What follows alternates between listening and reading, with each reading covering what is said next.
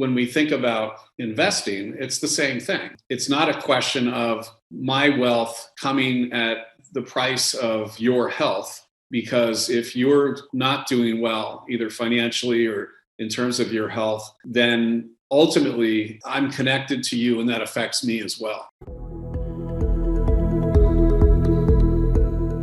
You're listening to Catalyst Talks, conversations with change agents, outliers, superheroes, and truly conscious leaders modeling what it is to be an unstoppable force for good in this world. What lit these catalysts on fire to do their work, and what nuggets of wisdom can they share with a world literally on fire? This podcast is for you who cares deeply and seeks to catalyze the world.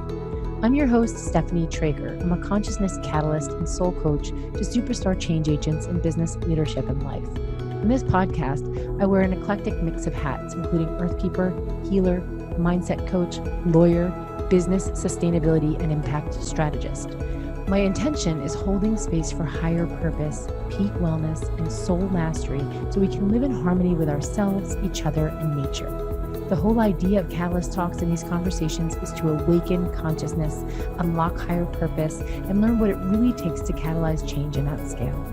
Subscribe to our new podcast and help us grow. We're aiming to reach 1 million people at least in 2020. Let's wake up the world together. My guest today on Catalyst Talks podcast is Jed Emerson. Jed is an internationally recognized thought leader in impact investing, social entrepreneurship, and strategic philanthropy. He has played founder roles with some of the nation's leading venture philanthropy, community venture capital, and social enterprises. He's the originator of the concepts blended value and total portfolio management, which we dive into in this conversation. He has extensive experience leading, staffing, and advising funds, firms, social ventures, and foundations pursuing financial performance with social environmental impact. In addition to his writing, Jed currently focuses on working with families, exploring how to ensure long-term legacy by managing their full net worth for impact. And we hear some examples of how he's doing that in this conversation. He also advises investment firms on the implications of impact investing frameworks for their practice. Jed has written extensively on topics as diverse as sustainable investing, performance metrics, impact investing, and sustainable hedge fund investing. He works with foundations, investment funds, individuals, social enterprises, and businesses to assist those who seek to maximize the total value of their investing and entrepreneurship to attain their personal and professional visions. He is the author of several books, and his recent book, The Purpose of Capital: Elements of Impact, Financial Flows, and Natural Being, is one that we dive into today. We start this conversation off really in the nuts and bolts of what is impact investing. Really, why is it important for everyone to understand where the world of finance and capital is going and how to participate in that vision? And then we go deeper towards the middle and end of the show, where we are talking about Jed's deeper work and what he is putting forth in this book, The Purpose of Capital. I am extremely honored to have him on the show today, and I really encourage you all to listen to this, share this. His message is so deeply important. His humility is so inspiring. And for anyone who is in this journey of inquiry, of self-inquiry around purpose and what does your next iteration look like, what is yours to do right now, this is a really inspiring conversation to channel into.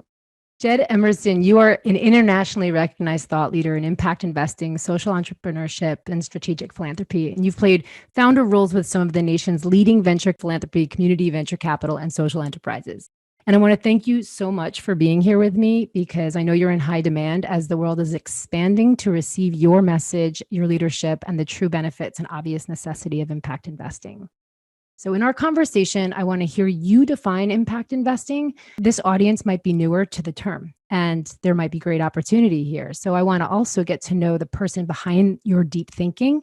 And as a catalyst of one of the most important movements of our time, I also want to unpack some of the deeply transformational themes in your book, The Purpose of Capital: Elements of Impact, Financial Flows, and Natural Being. So tell me, Jed, where are you in this present moment? Where are you exactly, and how are you doing today?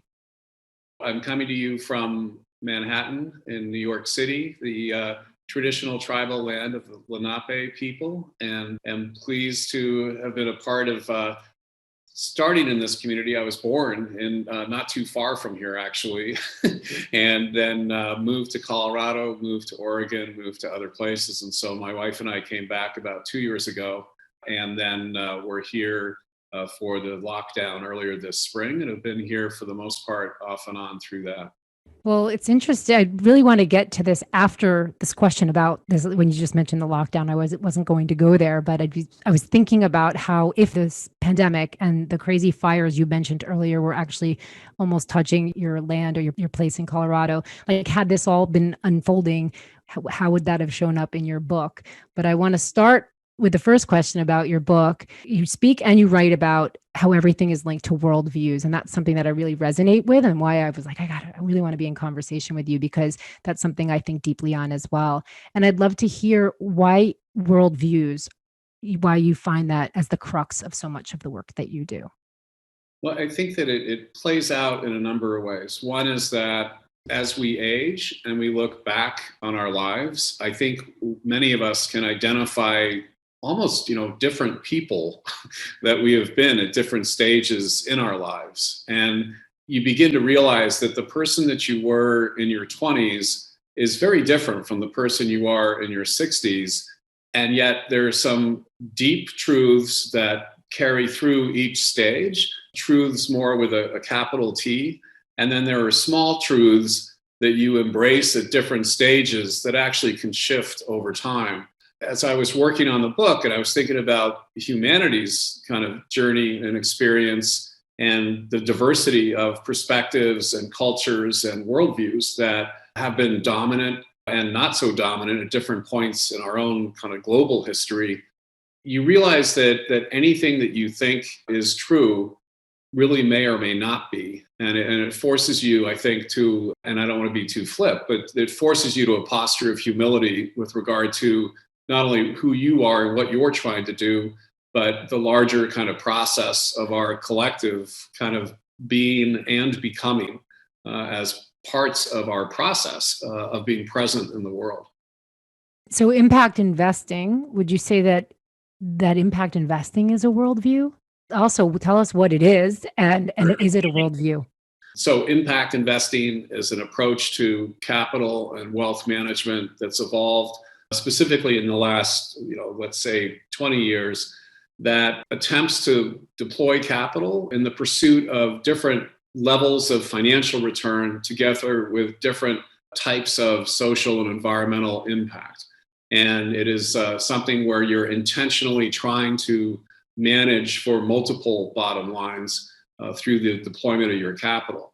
And in some ways, it's a new concept. The term impact investing itself was coined and then promoted at a convening of the Rockefeller Philanthropy that they had. They brought together a group of bigwigs to Bellagio, which is a retreat center that they have, and for a 2 or 3 day retreat. And they were like, well, we're all doing this similar kind of thing. What do we call it? And impact investing is what they ended up leaving with. And the truth is, impact investing actually, to my mind, goes way back. It goes back to the very first publicly traded company, which was the Dutch East India Group, where they sold shares in the company in order to raise capital and diversify risk. And that was the first time that was done. Previously, people had been issued charters by the royalty where they would be allowed the right to engage in commerce in that way. But this is the first time that you had publicly traded shares. And this financed an expedition to the Dutch East Indies. And what happened was when the expedition arrived, they discovered that the Spanish and the Portuguese and the French had already kind of taken, all the good spots, if you will. And so they engaged in piracy and in war and attacked these other trading outposts, took the materials, the spices and the goods that they had there and brought them back to Holland, where they were celebrated for the great profitable kind of expedition that had been. And at the time, there were 2 Mennonites who objected. And they said, wait a minute, we had made investments based on the business plan, which was to engage in trade. And what you did was engage in piracy. And that's a violation of our fundamental religious beliefs. And so in the one case, you had somebody who sold their shares. In another case, the other shareholder engaged in what became a 10-year campaign against the Board of Governors. And it was really the first time that we had both capitalism and issues raised with regard to the morality and values and belief Interestingly, these two shareholders objected to the engagement in war. They did not object or make comment about the effect that this commerce had on indigenous communities in those areas as well, which is a whole nother history, of course. But in any event, and so from that first starting place, we had this tension between doing well and doing good. And that's continued through a whole series of decades of a variety of folks. And I think that the thing that's different about some of the conversation today is that I think more and more people recognize that all capital has impact, and all companies create, economic, social, and environmental value. And so the real challenge for all of us is to understand what is the nature of the value that we want to create, and how do we manage our capital and our assets in order to optimize that total value. And I think that's the real kind of struggle that each of us have. It doesn't matter how much money you have to invest. It's a question of kind of your life and the value of your having lived, and how do you understand and express that through your business, through your economics, through how you show up in markets and in the economy. So how did you come to the work that you're doing today? It's purposeful. The way you show up, it's on the spectrum of higher purpose. Was it always that way for you? Or was this always your work? How did you step into this? Was it iterative? I think it was evolutionary. And when I was younger, when I was in my teens, all I wanted to do was be a community activist, run a nonprofit, change the world, engage in very traditional kind of activism. And in my 20s, I ended up in a position where I became the founding director of the Larkin Street Youth Center in San Francisco, which works with street kids and homeless youth. And I'm very proud of the work that we did. And today it's a very large multi-service center for kids with a large budget, very traditional kind of nonprofit. My challenge was that at the end of about 4 or 5 years of running that, I realized that I'd become really disillusioned with the traditional approach to nonprofit management, philanthropy, public funding. At the time, I just realized that capital in the nonprofit sector often moves on the basis of politics, perception, and persuasion, and not performance. And in our case, we're running a storefront operation in the Tenderloin. We got a lot of kids coming to the program off the street, but we had a lot of kids who would come from other programs because they weren't being served well or effectively, or they preferred our program, or whatever the reason was. And the challenge was that the money would not follow the kids who wanted to come for services from us.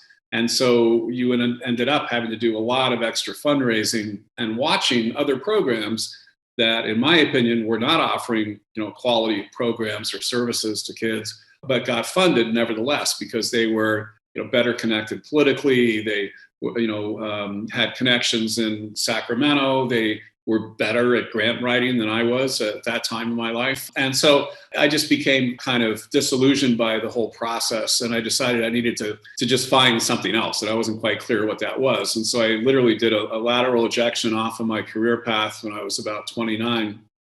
And through a variety of things, ended up connecting with a financier who, oddly enough, in his own way, had kind of reached a similar place and was feeling that he was successful. He wanted to give back to the community, if you will, but all the ways that people were offering him to think about his charitable giving were almost antithetical to how he had made his wealth. There was no metrics. There was no real strategy to investing the money.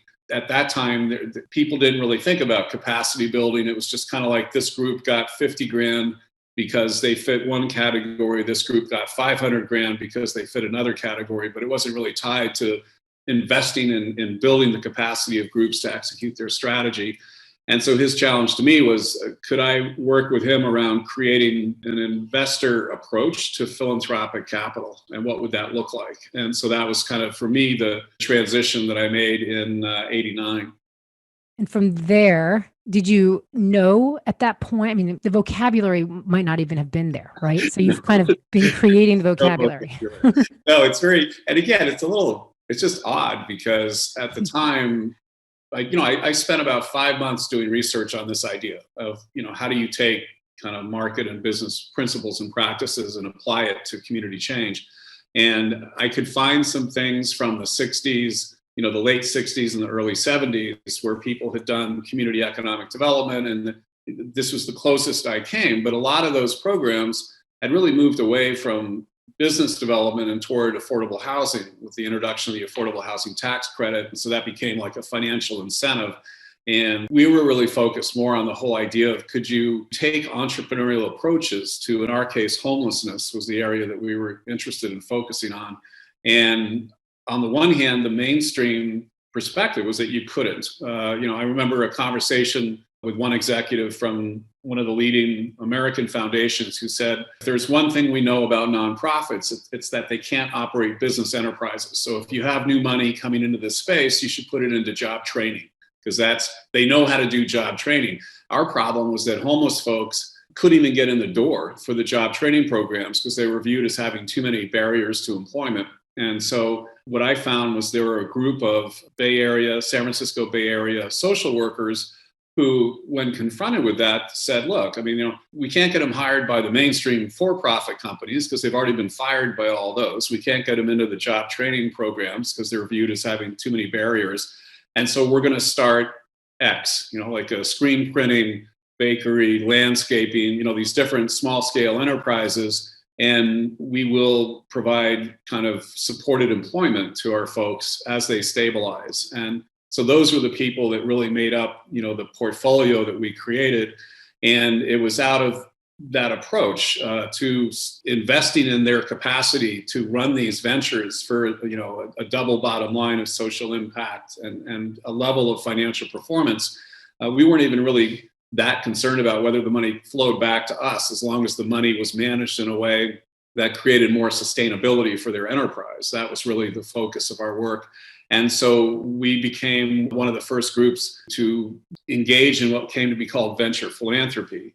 And from that, we then started pursuing a bunch of related areas of interest. So at the time, in the early 90s, the mid 90s, you had a group of people in the Bay Area who had done very well in .com and tech kind of ventures, and they're used to venture investing. And so they would start talking about, investing for social returns, and how this is what they were doing, was investing for social returns. And we had used that same language, but in our case, we actually had created a framework to monetize the economic value of social impact as a proxy for value creation, and use that framework to actually track financial return for the enterprises. And so I would talk to these for-profit, mission-driven investors, and they would say, we invest for social returns. And I would say, well, that's great. How do you track, that part of the performance of your portfolio? And they would literally laugh and say, no, it's a metaphor. We don't actually invest for social returns, right? And I'd be like, well, here's this template that we created, and this is how we actually do this. And so I ended up getting more and more invitations to speak with for-profit folks. And that's how I kind of made the transition out of the philanthropic practice toward more, market-based investing in private equity and public and venture capital. So that I kind of grew up in the space as the space was evolving. And the guy I was working with didn't really want to set up a nationwide fund, and he didn't really want to expand beyond what we were doing in the Bay Area. But he said, look, I'll cover the cost of you going out and talking about this work and any kind of publications or research that you want to do to kind of capture the lessons that we've learned and share those. And so that's what I started doing in the late 90s. And that's how I came on the whole concept of blended value, was through that work. Wow. That's what I was just going to say, is this blended value. No, that's amazing. So one of the questions I have around your evolution with blended value, on your website, you talk about how, you could have created some consulting practice or kind of some institute around blended value, but yet you knew at some point, and I wonder if there was like some pivotal moment that you knew that your work was around changing mindsets, your work was around the thinking part, and that was you walking your talk in the process, right? So if you can explain a little bit of that. And now that I understand, so I was really questioning, like, how did you get to that point of thinking that? And now I hear, oh, someone said, here, I'll fund you to go do that.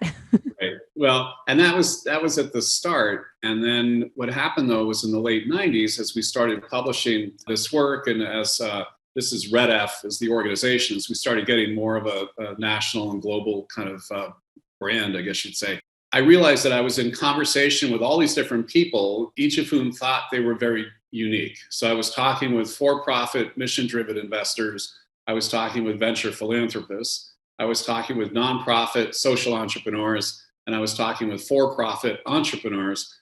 what they were all doing was basically bumping up against this bifurcated world that asks you to choose between doing well or doing good. You either make an investment or you make a grant. You work for a nonprofit or you work for a for-profit.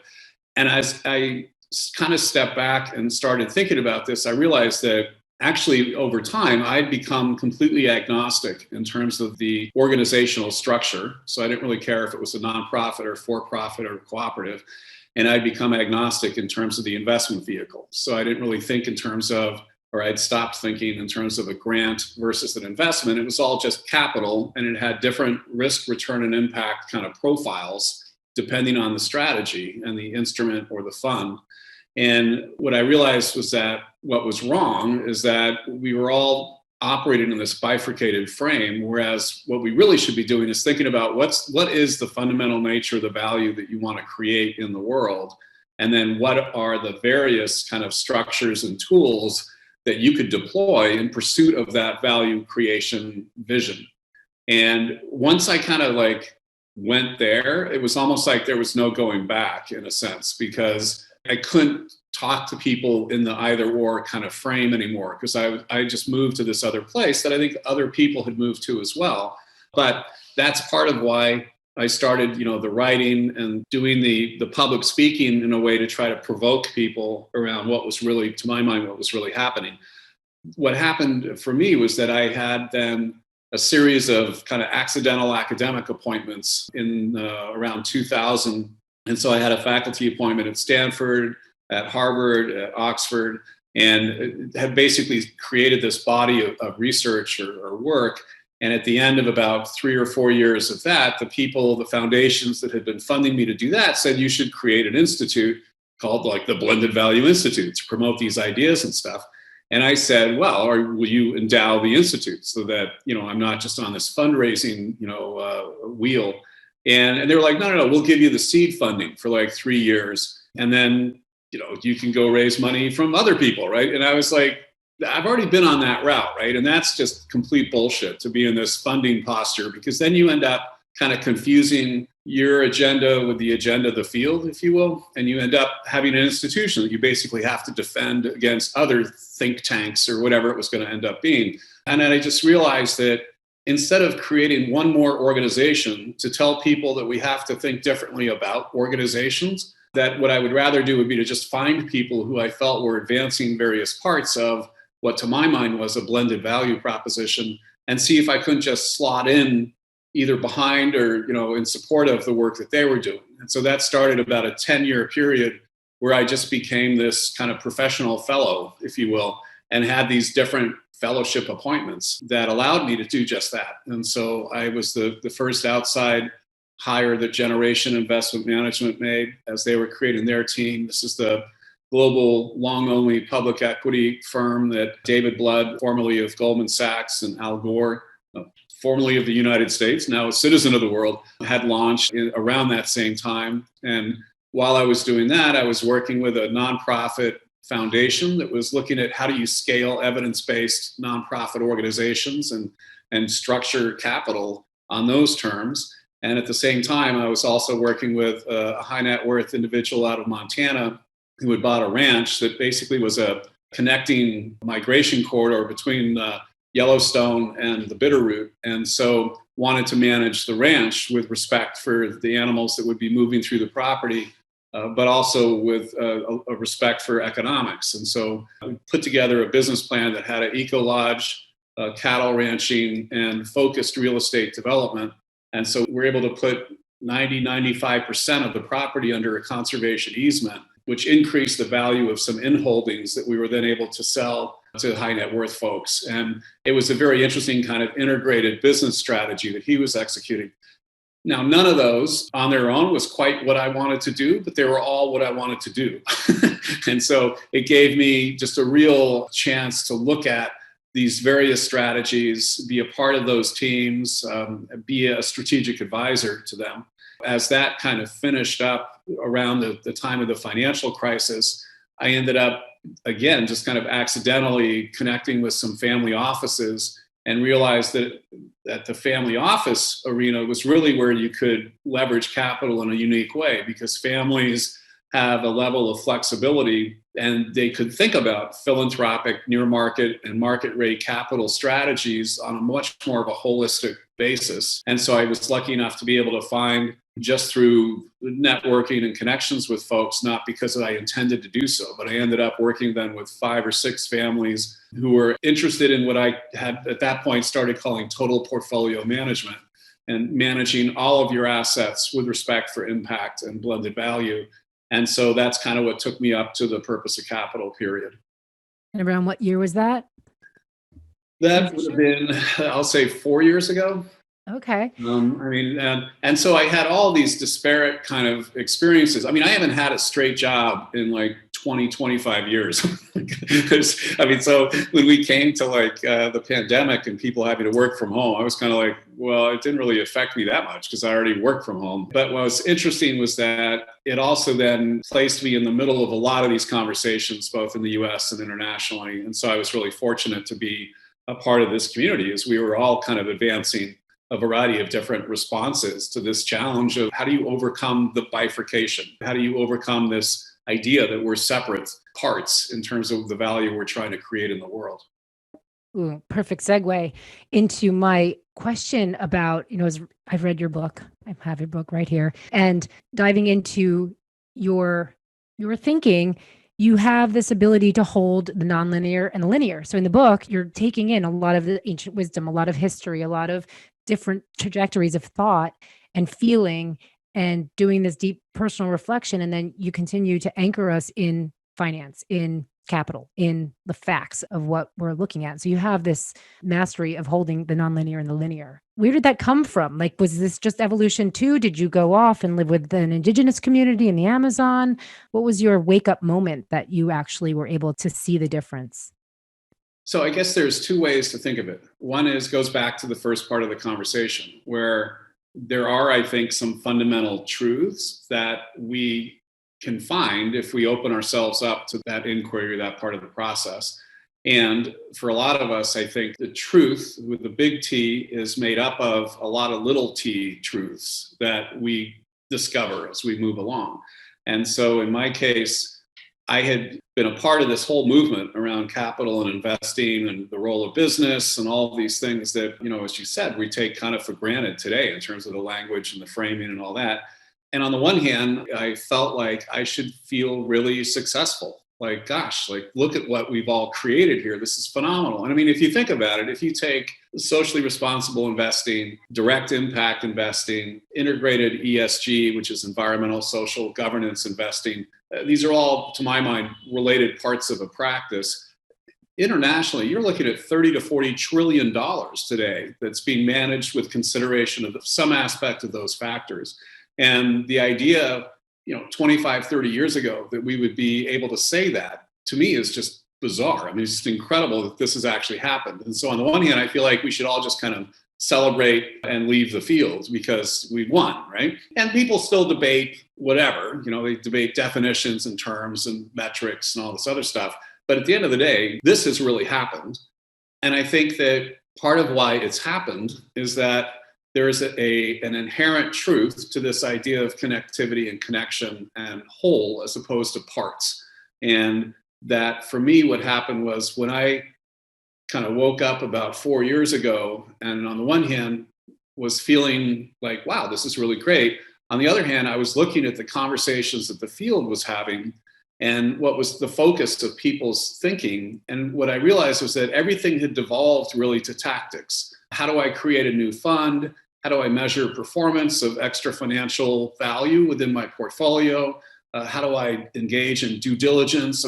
All of these things. And then you have the Wall Street guys all talking about how do we create product that we can sell to this new market, right? So the whole conversation became, to my mind, it devolved to a conforming product. How do we create investment instruments that will fit nicely within existing pipelines of financial distribution? And I felt like we had really lost our way. We had ended up focusing on the how and assuming that we all knew why we were here and what the why was about, when in fact, I realized that it was actually the other way around, that we we had blown by the why. We all assumed we were here for the good of the planet or our communities or whatever it is. And then it's only when you really get into the particulars that you realize, wait a minute, like my reference point of truth with regard to value is very different from yours, is very different from this firm's or this product. And so I started thinking, going back to my own kind of roots of reflection, really, on the nature of value. And when I realized that for myself, I'd kind of fallen into that value framework. I hadn't really it wasn't a logical kind of, okay, here's where I'm going to go next. It came out of my work and my reflections with others and my work in the community. And what I realized I needed to do was to kind of stop and understand more about how was it that we came to this bifurcated place to begin with? How was it that we began with this idea that you could pursue economic value in the absence of consideration of social and environmental value and impacts? So that's what I wanted to do, was to step back and understand this evolution. And the one thing I should also say is that the book that you referenced, you can buy it on Amazon in a hard copy, which I really like the hard copy. The graphics and stuff, there's a lot of illustrations that I think complement the narrative, but it's also free in an ebook format, and anybody can download it for free off of the website, purposeofcapital.org. And I'll put the link in the show notes. Thank you so much for that. Sure. So the idea of the bifurcation and the disconnection, I mean, we see this in kind of all of the evolutions of sustainability and corporate sustainability. It's this kind of mainstreaming effect of we're just throwing concepts in. Oh, yeah, that feels good. And it's kind of a heart thing. It feels good. But what you're talking about, this is more of a consciousness thing. It's moving beyond the heart into, we have to raise the consciousness. And that's the only way for people to really get that deeper connectivity. So is that kind of how you see the spectrum of cheap impact to mutual impact? What are those and how do you see that? Sure. Well, when we talk about impact, obviously you're going to talk about how do you understand and define that impact. And so I actually think that the first stage of impact is ignorant impact, which is all of the impacts that we have in the world that we don't even stop to think about and we don't consider. And then I think you move to cheap impact, where you kind of do the lowest hanging fruit kind of thing that you can convince yourself is positive at some level. And so most business people would say, well, business, creates great positive impact. We create jobs, we pay taxes. It's kind of, can easily go back to the president of General Motors who said that, what's good for GM is good for America kind of thing, right? And I think you have impact investors who kind of think that way. I'm investing in renewables. It's got to be good, And yet I think that there also was Dietrich Bonhoeffer has the concept of cheap grace, and that we can be saved in salvation within a Christian framework simply by virtue of the fact that Christ died for our sins and we're loved by God. But that's not what salvation really is about. It's not simply just kind of showing up and cashing your check and getting through the pearly gates, that you have to actually earn it at some level. And so I think when I talk about cheap impact, I'm talking about it in that context. So we then move to broad impact, where you could think about publicly traded companies. You can think about a variety of different ways that you can advance kind of broad, generally good impact. If, some big pharma firms have great, broad, positive impact on the world through the drugs that they've brought forward and the way that they've been able to change and save lives. And when you look at the business model itself, it is not driven for necessarily positive impact. It really is driven for profit at the expense of broad impact. And then we go to deep impact, which to my mind is when you really go into community, when you go into family, you broaden your understanding of what impact is by virtue of being more fully present, which then opens up the possibility of what I call mutual impact. And I think that this is really, for me, the point at some level. And again, it's a little hard to describe, but I think that a lot of people think about impact investing as things that we do to other people. We create X number of jobs. We've served X number of under-resourced communities. We've had this amount of decrease in carbon footprint. I mean, all of these things, but it's all stuff that is externally focused. And I think what we've lost sight of is that actually by engaging more with our wealth, with our capital, by being more fully present in the process of the transaction and understanding more of what is represented in that transactive nature of capital, that we can open ourselves up really to change and to positive growth and in some ways to realizing our true self, if you will, and that itself kind of shifts by virtue of this relationship.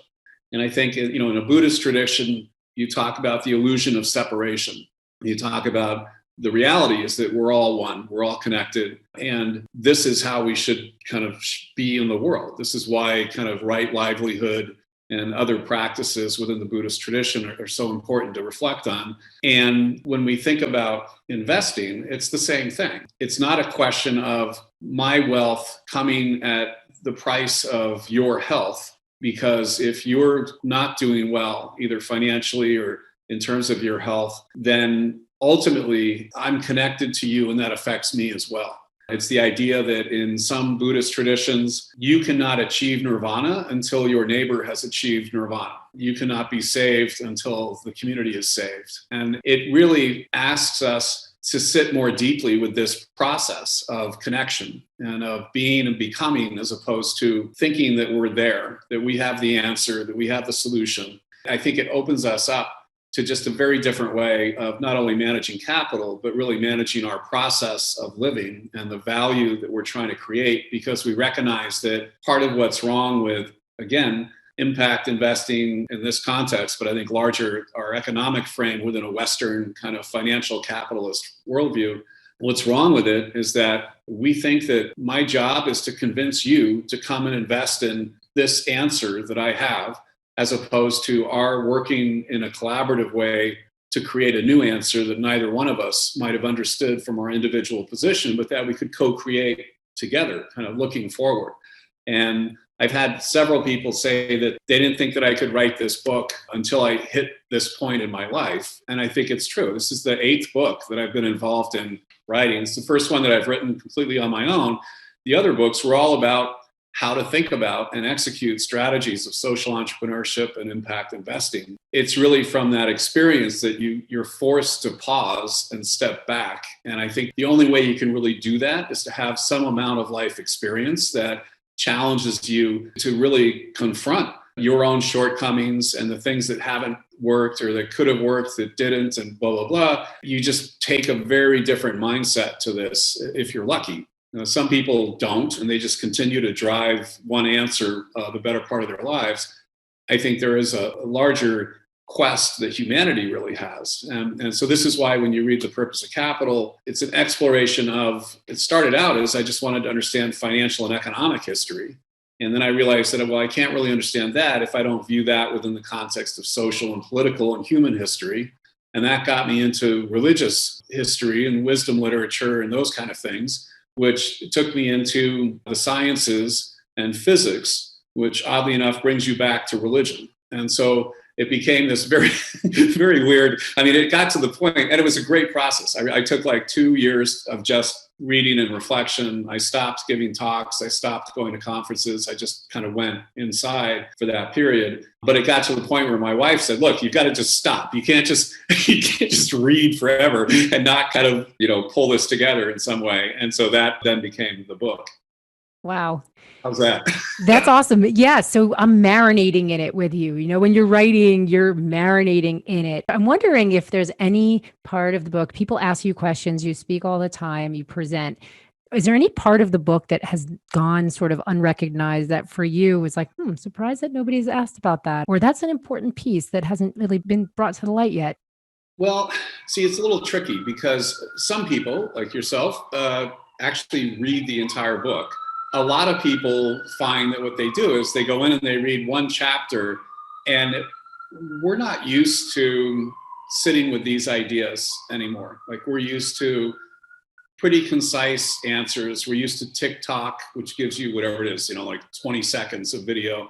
We're used to these kind of short-term engagements. And so a lot of people I find, and I've actually had people tell me this, either they get on a plane for like 10 or 15 hours and they're going to Asia or whatever, and they just consume this book on the flight and find themselves just, in this whole other place. When you fly long distance, you go into this different mindset. Other folks would write me notes and say, this is really great, but I really hate this book because I'll read like 3 or 4 pages and I'll start thinking about, well, that's a really interesting point. What do I think about that? How does that relate to this or that? And they suddenly realize that they've spent like 45 minutes looking out the window like thinking about stuff. And so I'm not sure. There are parts of the book that I like, that resonate for me. One is the chapter on nature is not the other, that explores a variety of different kind of philosophical approaches to how we understand our connection to Gaia and to the earth. And so I like that piece.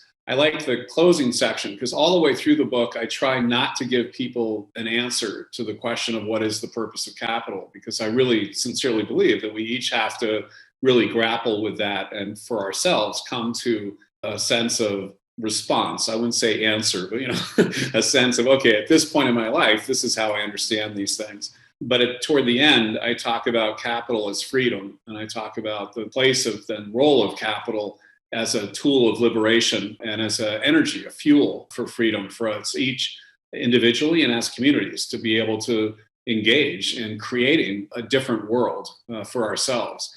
And I think that's the key concept of the book, is that our understanding of the purpose of capital is truly a social construct. It really is, this idea that the purpose of capital is simply to make more money. And then the other question becomes, what do you do with the money once you're successful? Is really an important point to sit with, because once you own the fact that it really is up to you and your community and your family to redefine capital's purpose on terms that advance your vision of the world, your vision of your life and how you want to be in the world, that you've got to first make that step forward and say that what we have inherited as all of these definitions and terms and understandings about how to make money and why that should be the focus of our engagement, that is all open for discussion and debate. And so for families, it's an incredible process to be involved in when you have, let's say, 3 generations at the table and they're having as a family to sit with this question of purpose. And you get a lot of first generation family members who feel that the money has become the point as opposed to a byproduct for having, created value in markets or been responsive to customers. It is not the end goal necessarily. I mean, obviously you need to have money, but for a lot of folks who make a lot of money, they recognize, if they're honest with themselves, the degree that fortune and luck play in their ability to make money. And they may be very smart, but they also have to have opportunities and be at a time and place at a certain market where, those answers and ideas that they have can actually generate wealth and all that. And by the time it gets to the 3rd gen family member, it's a conversation around how do we manage our money. It's not a conversation about how do we innovate, how do we be creative in the world, how do we do all these things that the 1st gen really felt that their life was about. And so it can open up a whole new level of connection, which goes back to the concept of mutual impact, where families can really own the conversation in a way that allows them to become freer and not to become kind of controlled by their wealth. And for those of us who aren't ultra high net worth, it's a same process that we have to engage in, or else we end up spending much too much, I would argue, much too much of our own time on this treadmill of wealth and materialism and being focused on these things that actually are not the point. They may be means to another end, but we have to have clarity around what the end is. What is our purpose ultimately, and how do we show up in life to represent that purpose more effectively? So what you're talking about is this, like if everyone needs to get on board, it's not only those holding the wealth, it's all of us have to really redefine what capital is and what value is in order for this to work. I don't think it's going to be the top down, right? It's going to be us all. And so Right. From that place, what is something you're chewing on right now? What is something that feels like a juicy challenge or a process you're working through? For me personally, at this stage, it really is a question of my trying to get greater clarity around calling. And at this point, where am I supposed to show up? I'm 61. I'm a straight white man. I'm not going to go back and run an inner city social service agency. There are new leaders. We have a different day and age. And figuring out, what is my contribution to the current conversation? And part of my challenge individually is just that, honestly, there's part of me that just wants to go to the woods and read and reflect and just be in that way. I feel like, holy moly, I have been on the road in community doing this work for the better part of my life. And it's not that I'm tired, but I feel like it's time, to step back and let others step forward, and that's okay. The challenge in part is there also, though, I think, is a body of knowledge and perspective and wisdom that needs to be shared and offered and not promoted necessarily, but present in the conversation of the next generations that are finding their answers and their truths. I'm not a big fan of traditional neoliberalism, and I don't know what the next phase really is ultimately. And you referenced indigenous communities. I think there's a lot to be explored in that whole area of different perspectives of value and the commons and how we understand what that means.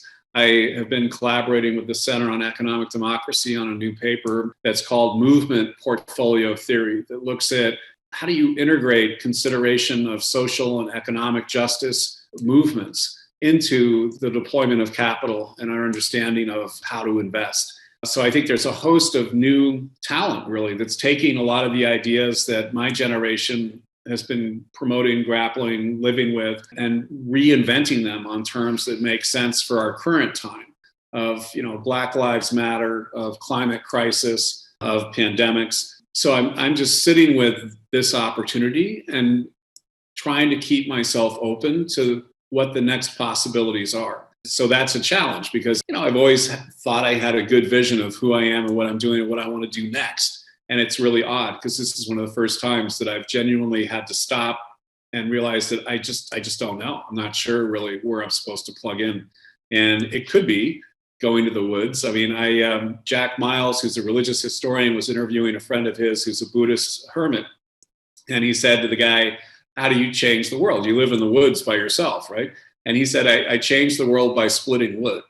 And I think there's a place for that. I also think there's a place of being an ally to those who are on the cutting edge of this work and helping to support them in all the different ways that we're called to support the change that has to happen at this point, not only in our country, but in our world. And so having clarity around that, I think, will only come in time, and needing to keep yourself open to those possibilities is really can be a challenge for us because, again, in American society, we're always used to having the answer and leading with our answer. And this is part of the problem, is all of us are so convinced of our own righteousness that we end up in arguments with each other about things that we really shouldn't be arguing about, really.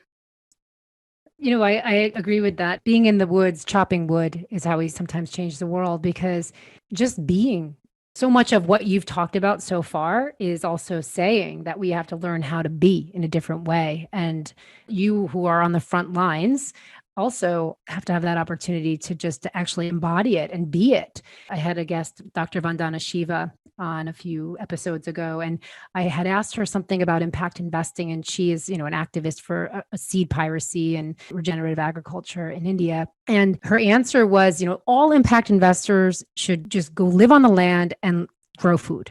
And then they'll really have a whole new body of work to bring to what impact investing is. And so I really appreciate the idea. And sometimes we think we need to keep doing and being. At some point, the legacy is the energetics of actually just embodying it. It's a really interesting challenge because I do think that at different points, we answer that question in different ways. And it's hard because who I was in my 20s, I was making the right choices about my life and my engagement and how I promoted what I believed in and the community that I was a part of at that time and all that. And it's so completely different from where I am today.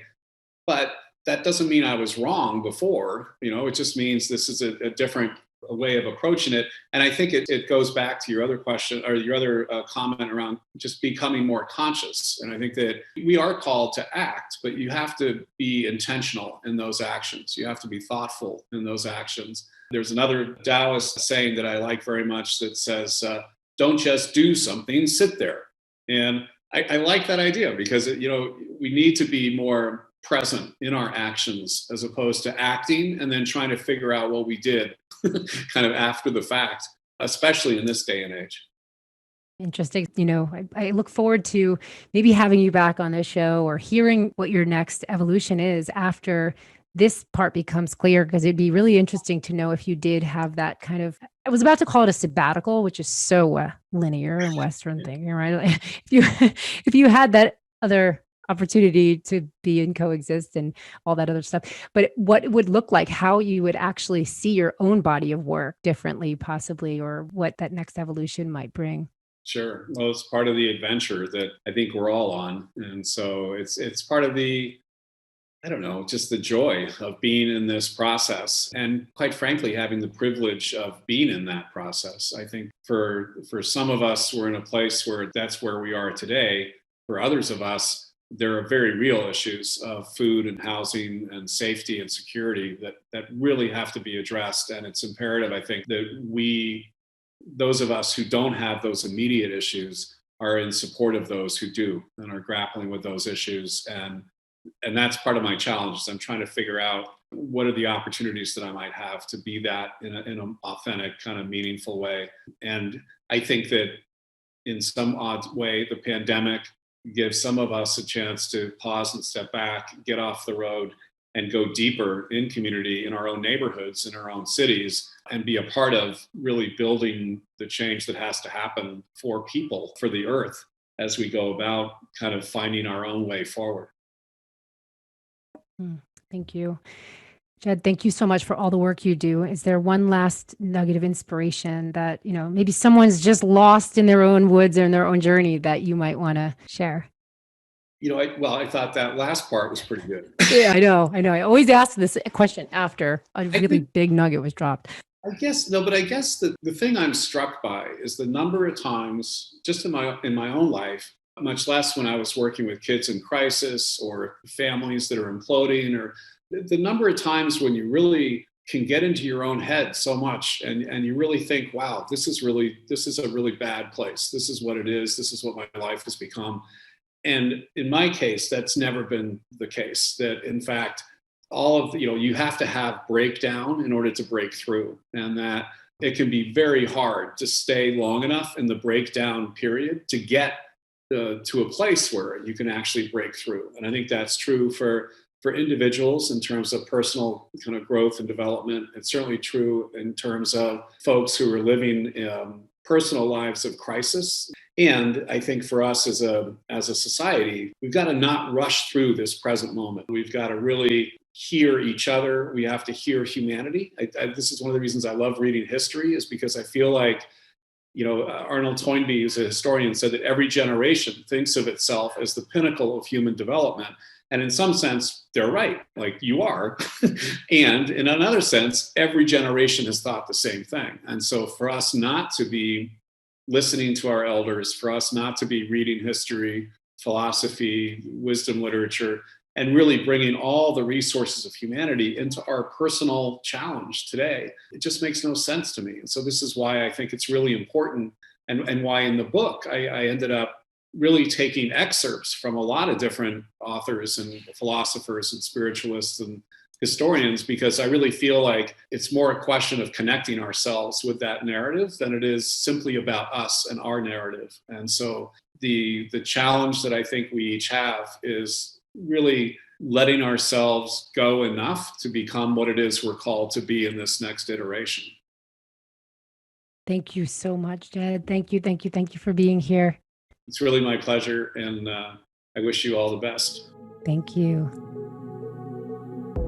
Thanks for joining us on this episode of Catalyst Talks. Stay tuned for what's up next, and please subscribe to our podcast wherever you listen. You'll find those links at catalysttalks.com. Join us as we continue this conversation on social media, and if you'd like to reach out to me privately, you can send me a message at stephanietrager.com. Your attention here means the world to me. Thank you.